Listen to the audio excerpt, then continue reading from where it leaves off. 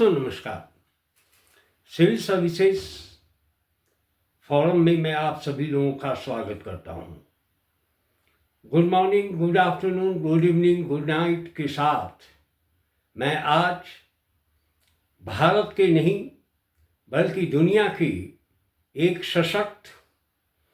चिंतक या थेरेटिशियन पंडित जवाहरलाल नेहरू के वैचारिक दृष्टिकोणों पर, उनके सैद्धांतिक आयामों पर आप लोगों को रूबरू कराना चाहता हूं। दोस्तों, पंडित जवाहरलाल नेहरू को भारतीय परिवेश में ही नहीं बल्कि वैश्विक परिवेश में जो उनका चिंतन था, जो उनकी विचारधारा थी, उस विचारधारा ने पूरी दुनिया को एक सशक्त राष्ट्र बनने के लिए उत्प्रेरित किया है। ऐसी मेरी मान्यता है। चाहे उनका वैदेशिक नीति हो, चाहे उनकी आर्थिक नीति हो, या समाज के पुनर्निर्माण की अवधारणा हो, या मूल रूप से उनकी गृह नीति और एग्रीगेरियन सोशल स्ट्रक्चर को समझने का जो दृष्टिकोण था, उस दृष्टिकोण ने न सिर्फ भारतीय समाज को बल्कि वैश्विक समाज को एक नया दृष्टिकोण दिया था। यह मेरी मान्यता नहीं है, यह बर्ट्रैंड रसल की मान्यता है, जिन्होंने स्पष्ट रूप से भारत के चिंतक मूल रूप से पंडित जवाहरलाल नेहरू, जिन्होंने समाजशास्त्रीय दृष्टिकोण से, आर्थिक अर्थशास्त्र के दृष्टिकोण से, या राजनीति शास्त्र के दृष्टिकोण से, या मनोवैज्ञानिक अवधारणा अर्थात साइकिक यूनिटी ऑफ मैनकाइंड के माध्यम से पूरे विश्व को एक नए सैद्धांतिक आयामों के साथ जोड़ा था। इतना ही नहीं, बिहार के प्रथम मुख्यमंत्री जो श्री कृष्ण बाबू के द्वारा जो विश्लेषण प्रस्तुत किया गया हुआ है पंडित जवाहरलाल नेहरू के संदर्भ में, उनके बौद्धिक दृष्टिकोण के संदर्भ में, वह भी हमारे और आपके बीच में आज भी विद्यमान है। इतना ही नहीं, संस्कृति के 4 अध्याय के माध्यम से भारत के महान ये प्रगतिशील विचारधारा या वीरवादी विचारधारा को परिभाषित करने वाले रामधारी सिंह दिनकर हो, या राष्ट्रवादी चिंतक या कवि के रूप में स्थापित रामधारी सिंह दिनकर ने पंडित जवाहरलाल नेहरू के संदर्भ में संस्कृति के 4 अध्याय के माध्यम से उनकी वैचारिक शक्तियों को और भारतीय शास्त्रीयता या परंपरागत मूल्यों को परिभाषित करने का प्रयास किया है। मूलतः इतना ही नहीं बल्कि आप अल्फ्रेड आइंस्टाइन के दृष्टिकोण के माध्यम से आप देखेंगे, या बर्नार्ड शॉ के दृष्टिकोण से देखेंगे, तो जो scientific outlook, rational outlook, logico experimental mythological approach में विश्वास करने वाले महान चिंतक के रूप में पंडित जवाहरलाल नेहरू को स्थापित किया गया है। इतना ही नहीं, उन्होंने परंपरागत व्यवस्था और आधुनिकतावादी व्यवस्था के बीच में सामंजस्य स्थापित करने का भी प्रयास किया, और इसी प्रयास के कारण जो है भारत में जो एग्रीगेरियन सोशल स्ट्रक्चर की संरचना तैयार की गई, जिसमें संत विनोबा के भूदान आंदोलन से लेकर कम्युनिटी डेवलपमेंट प्रोग्राम से होते हुए पंचायती राज व्यवस्था की ढांचा को तैयार करने का प्रयास किया। इसी प्रयास के तहत ऋग वैदिक काल से जो भारतीय व्यवस्था में पंचायत रूपी सिस्टम प्रिवेल कर रही थी, उसे आधुनिकता का जामा पहनाने का प्रयास किया और इसके माध्यम से समाज के पुनर्निर्माण या समाज को आधुनिकता से जोड़ने का प्रयास जो पंडित जवाहरलाल नेहरू के द्वारा किया गया। मेरी मान्यता है, मैंने जहाँ तक समाजशास्त्र को पढ़ने का प्रयास किया है वहाँ पर मैं इनकी तुलना जो है मार्क्सवादी चिंतन और प्रकारवादी और संरचनावादी चिंतन के बीच में सामंजस्य स्थापित करने वाला पूर्वी देशों में पंडित जवाहरलाल नेहरू की जो दृष्टिकोण था, उनकी जो विचारधारा थी, वह मील का पत्थर साबित हुआ है। चाहे वह भारत का नवनिर्माण हो या सोवियत संघ का नवनिर्माण हो। हालांकि सोवियत संघ में जो समाजवादी साम्यवादी विचारधारा के आधार पर जो समाज की संरचना या संविधान की संरचना खींची गई, उस संरचना से भी अत्यधिक प्रभावित थे। इसीलिए महात्मा गांधी की विचारधाराओं को अपनी विचारधारा का संबल बनाते हुए सत्य, अहिंसा और सत्याग्रह के माध्यम से महात्मा गांधीवादी विचारधारा को आगे बढ़ाने का जो कार्य पंडित जवाहरलाल नेहरू के द्वारा किया गया,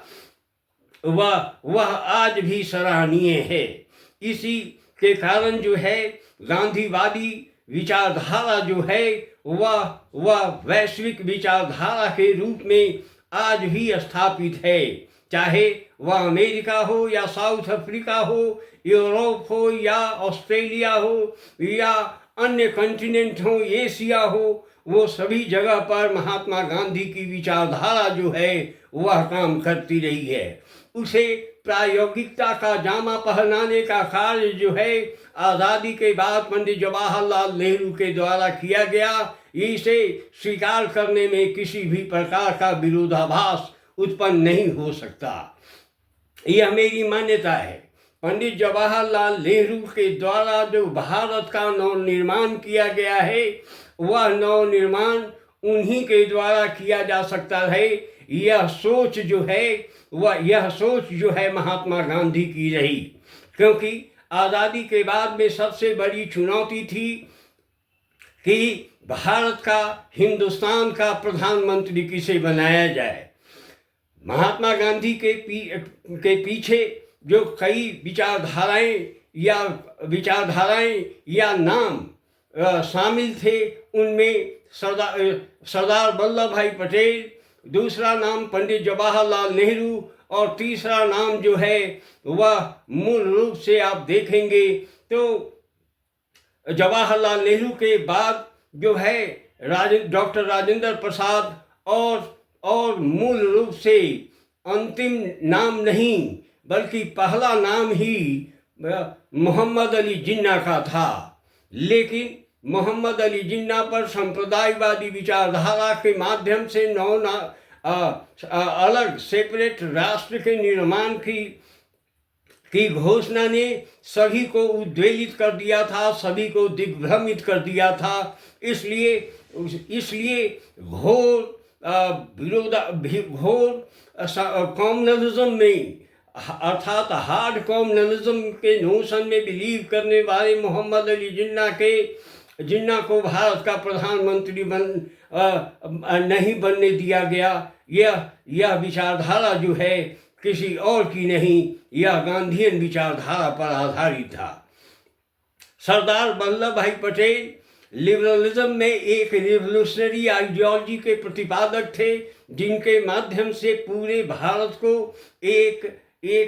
इंटीग्रेटेड भारत का निर्माण किया गया और प्रांतीय जो व्यवस्था थी, उस व्यवस्था में प्रांतीय मूल रूप से आप देखेंगे कि प्रिंसली स्टेट्स जो डेवलप कर गए हुए थे और स्यूडो स्टेट का इमर्जेंस हो चुका था, उस सभी को समाप्त करते हुए भारत में हिंदुस्तान का अंग बनाने का श्रेय पंडित सरदार वल्लभ भाई पटेल को जाता है। इन धाराओं के माध्यम से आप स्पष्ट रूप से देखेंगे, राजेंद्र प्रसाद के बारे में जब चिंतन किया गया तो राजेंद्र प्रसाद जो हैं मूल रूप से इतने लिबरल थे, इतने बड़े इंटेलेक्चुअल थे, इतना इंटेलिजेंट व्यक्तित्व था कि उसके सामने में न कोई ऊंचा था न नीचा था, सभी समानता की धारा में विश्वास करने वाले थे। अंत में पंडित जवाहरलाल नेहरू पर जब चर्चा आई तो मूल रूप से आप देखेंगे महात्मा गांधी ने कहा कि यह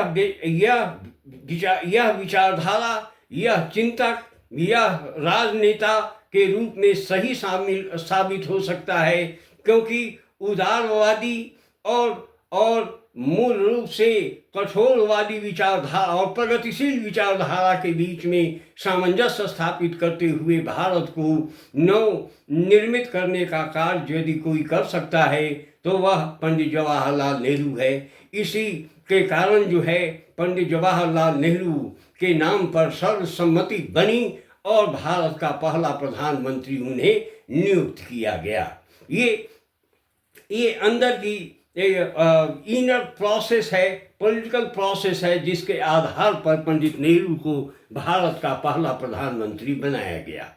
मूल रूप से मैं ये आप लोगों के बीच में आज करना चाहता हूँ कि पंडित जवाहरलाल नेहरू एक महान चिंतक थे, केवल भारतीय परिवेश में नहीं बल्कि अंतर्राष्ट्रीय और वैश्विक जगत के लिए, क्योंकि उस समय की विचारधारा खास करके 1940 में जब सेकेंड वर्ल्ड वार के दौर में ही अमेरिका में स्ट्रक्चरल फंक्शनलिज्म का नोशन डेवलप कर गया हुआ था। उसके माध्यम से अमेरिका में और यूरोप में समाज के सभी पहलुओं का अध्ययन आरंभ हो गया था, चाहे वह टार्कर पासन्स के माध्यम से हो, चाहे वह आर.के. मर्टन के माध्यम से हो, या किंग्सले डेविस के माध्यम से हो, या अन्य माध्यम से हो। उसी समय मार्क्सवादी दृष्टिकोण के आधार पर जो पूरे यूरोप में अध्ययन करने का एक सिलसिला आरंभ हुआ, जिसके माध्यम से समाजवाद और साम्यवाद को फैबियनिज्म के नाम पर, अर्थात फैबियनिज्म जो है वह प्रतिरूप नहीं कहेंगे बल्कि समाजवाद का ही एक अंग है, अर्थात सोशलिज्म का ही एक डिवीजन हम कह सकते हैं फैबियनिज्म को। फैबियनिज्म का विश्वास करता है कि समानता अर्थात मार्क्सवादी समाजवाद जो है उसकी स्थापना जो है धीरे धीरे लोकतांत्रिक परिवेश के आधार पर पूरे विश्व में फैलाया जाए, जिससे लोकतंत्र को और मजबूती मिलेगी। ये सारी धाराएं जो हैं 1940 के बाद में जो है यूरोप में, अमेरिका में और पूरी दुनिया में फैल रही थी। इस विचारधारा से पंडित जवाहरलाल नेहरू भी प्रभावित थे, लेकिन पंडित जवाहरलाल नेहरू उसके पूर्व 1919 में जब सोवियत यूनियन का गठन हुआ था, उस गठन के दौर में यंग नेहरू ने realm of necessity and realm of ideology के माध्यम से सोशल सिस्टम के अंतर्गत सोशलाइजेशन जो हो रहा था उसका मुख्य कारण सोशलिज्म को माना और कम्युनिज्म को माना। तो इसलिए सोशलिज्म और फैबियनिज्म के अर्थ को, शाब्दिक अर्थ को और उसके इम्पैक्टियल जो सोर्स था, उसका इम्प्लीकेशन जो था, उस इम्प्लीकेशन को पंडित जवाहरलाल नेहरू स्पष्ट रूप से जानते थे और उसी को इम्प्लीमेंट भारत में किया, जिसके कारण जो है भाभा एटॉमिक एनर्जी के जैसे साइंटिफिक अप्रोच डेवलप किए। उसके अलावा आप देखेंगे कि साइंस एंड टेक्नोलॉजी के विकास में इंडियन साइंस कांग्रेस के माध्यम से जो 1938 से ही, आज़ादी के पहले से ही उन्होंने भारत की कौन सी वैज्ञानिक विधि होगी, उस विधि को भी तय किया था 1938 से, जब इंडियन नेशनल कांग्रेस साइंस को वो संबोधित कर रहे थे। तो उनकी विचारधारा में रैशनैलिटी, ऑथोरिटेरियनिज्म और की धारा जो है अधिक प्रभावी ढंग से दिखाई देती है। वहाँ पर उन्हें रैशनैलिटी, ऑथोरिटी की अवधारणा जो विकसित हुई थी वेबेरियंस सोशियोलॉजिकल अप्रोच में, वह भी प्रभावित कर रही थी। दूसरी तरफ सोशल सिस्टम और how order is maintained in the society, वह धारा भी नेहरू को प्रभावित कर रही थी। तो इन सारे प्रभावों को भारत में इम्प्लीमेंट करने का, उसको प्रायोगिकता का जामा पहनाने का कार्य जो है पंडित जवाहरलाल नेहरू ने 2 अक्टूबर 1952 को कम्युनिटी डेवलपमेंट प्रोग्राम के माध्यम से स्थापित किया। और उसी दौर में जो उन्होंने अध्ययन किया था, तो उन्होंने स्पष्ट रूप से स्वीकार कर लिया था कि भारत जैसे मिक्स्ड इकोनॉमी वाले राष्ट्र में किसी भी प्रकार से समाजवादी और साम्यवादी चिंतन को बढ़ावा नहीं दिया जा सकता। इसलिए उन्होंने मूल रूप से पूंजीवादी अर्थव्यवस्था के साथ साथ जॉइंट इकोनॉमिक सिस्टम को भी विकसित करने का प्रयास किया और उसमें किसी भी प्रकार का छेड़छाड़ नहीं किया, जिसके कारण हमारे यहाँ एक तरफ पीडीएस सिस्टम भी को भी इम्प्लीमेंट किया गया और दूसरी तरफ मूल रूप से आप देखेंगे तो जमनालाल बजाज, घनश्याम दास बिरला जैसे पूंजीपति भी फलते फूलते रहे। तो क्योंकि भारत विभिन्नताओं में एकता को स्थापित करना इसकी सबसे बड़ी चुनौती थी, और उस चुनौती से पंडित जवाहरलाल नेहरू ने अपनी कैबिनेट के माध्यम से स्थापित करने का प्रयास किया। इसमें किसी भी प्रकार से उन्होंने व्यक्तिगत विचारधारा को हावी नहीं होने दिया और धर्मनिरपेक्षता या ये सेकुलरिज्म की जो धारा थी उसे जोड़ते हुए सभी धर्मों को समान अधिकार देने का प्रयास किया, जिसके कारण जो है भारत की एक ऐसी तस्वीर पूरे विश्व में फैली जिसके कारण सबसे पहले ऑस्ट्रेलिया ने भारत को स्वतंत्र राष्ट्र के रूप में मान्यता दी। इन विचारधाराओं के आधार पर हम देखते हैं कि होनहार वीरवान के होत चिकने पात जैसी कहावतें जो हैं वह सही ढंग से उजागर होते हैं, कारगर होते हैं पंडित जवाहरलाल नेहरू की विचारधारा पर। मेरी मान्यता है कि पंडित जवाहरलाल नेहरू जैसा व्यक्तित्व और जैसा बुद्धिजीवी, इंटेलेक्चुअल, थ्योरेटिशियन और दूरदर्शी नेतृत्वकर्ता के रूप में जो हमारे और आपके बीच में स्थापित हुआ, जिसने भारत की ऐसी वैदेशिक नीति तैयार की जिसके आधार पर नॉन अलाइंड मूवमेंट और आंदोलन जो है 1958 से बेलग्रेड से शुरू होकर आज जो है पूरी दुनिया में फैली हुई है। यह आज जो है अमेरिका अपनी मोनोपोली एस्टैब्लिश कर चुकी है। चाहे आप देखें ईरान पर जो हमले हो रहे हैं, उन हमलों के बारे में हमारा दृष्टिकोण क्या है, इस पर